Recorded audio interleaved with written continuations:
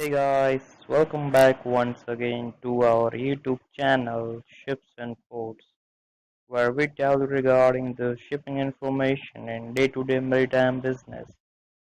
Today I will tell you about the dangerous goods declaration. What is dangerous goods declaration and who should submit it? Hazardous cargo or dangerous goods (TG) refers to substances, materials, and articles that are classified in the International Maritime Dangerous Goods (Imdg Code) as goods that are flammable, corrosive, poisonous nature, or other properties. Second, substances classified in the Chapter 17 of the International Code for the Construction and Equipment of Ships carrying dangerous chemical in bulk (IBC Code) and Chapter 19 of International Code for the Construction and Equipment of Ships carrying liquefied gases in bulk (IGC Code). Oils as defined in MARPOL Annex I. Noxious liquid substances as defined in MARPOL Annexure II. Harmful substances as defined in MARPOL Annexure III, and radioactive materials specified in the Code for the safe carriage of irradiated nuclear fuel, plutonium, and high-level radioactive wastes in the flask on board (INF Code). The safe carriage of dangerous goods requires several considerations: processes of approval, acceptance, carriage protocols, and documentation. Imdg Code is a code adopted by Maritime Safety Committee of International Maritime Organization by Resolution MSC 122 sub 75 for the transportation of dangerous goods. Dangerous goods classes. In the Imdg Code, substances are divided into 9 classes as below. A substance with multiple hazards has one primary class and one more subsidiary risk. Class 1 Explosive, Class 2 Gases, compressed, liquefied or dissolved under pressure. Class 3 Flammable liquid. Class 4 Flammable solid substances liable to spontaneous combustion. Substances which in contact with water emit flammable gases. Class 5 Oxidizing substances, agents, and organic peroxides. Class 6 Toxic and infectious substances. Class 7 Radioactive material. Class 8 Corrosives. Class 9 Miscellaneous dangerous goods, substances, and article non-classified material. For the shipping line carriers, while containerization brought along ease of handling cargo, it also brought about the headache of not knowing what is inside the container. Carriers have no way of knowing what is inside the container and depend on the STC and SLAC information provided by the shipper. For dangerous goods prior to packing, this cargo information is provided to the carrier in the form of dangerous goods request, and after packing in the form of dangerous goods declaration. A multimodal dangerous goods form, along with dangerous goods labels.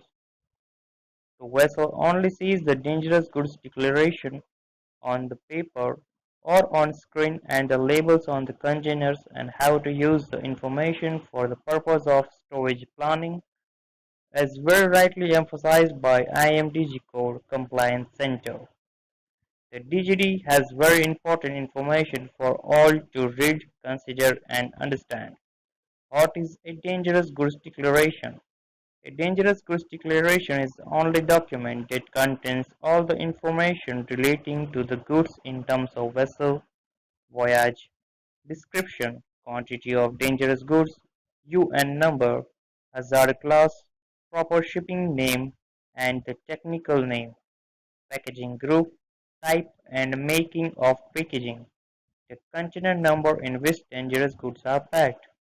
To name a few points of importance, apart from the DGD reflecting the actual details of the goods, packed in the container. It should be request and remember that the carrier approves the dangerous goods for the carriage based on the information provided at the time of the request, and if the information in the DGD is different, it will create problem for the shipper as they may be forced to unpack or rework the container to reflect the actual goods that were approved.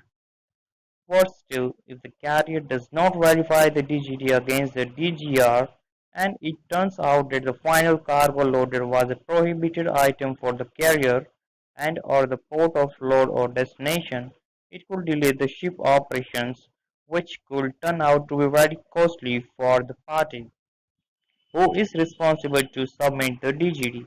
As I have explained previously, shipper and exporters are different entities and need not be the same. There is also another entity in the picture, and that is the manufacturers of the good. It is entirely possible that the manufacturer, exporter, and shipper are totally different but equally important parties. At the time of approval of DGR, the carriers invariably request for the MSDS, Material Safety Data Sheet. The purpose of the MSDS is to provide elaborate information about the physical and the chemical properties of the cargo, like three main points such as flash, boiling, and melting points. The nature of the cargo indicating its toxicity, effects on one's health, the first aid that needs to be administered in the case of adverse contact, possible reactions, method of storage, method of disposal, protective equipment to be used by people that come in contact with the material, spill handling procedure. The manufacturer is the entity best suited to provide the MSDS to the exporter or shipper, as they are manufacturing the cargo and will have all the detailed information.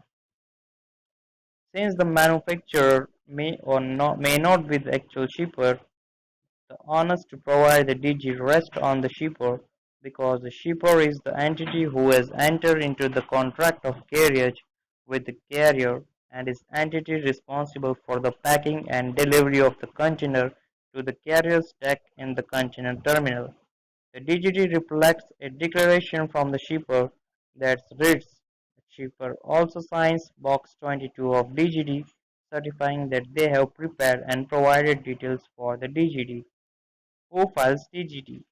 While who submits the DGD may be more relevant for the identification of liability and responsibility, whoever prepares, completes, checks, and signs the submits the DGD to the carrier must ensure that the right information is provided because incorrect details could lead to a maritime disaster, including the loss of lives. If you like this information, please share and subscribe to our YouTube channel. Till then, stay tuned to our next video. Thank you.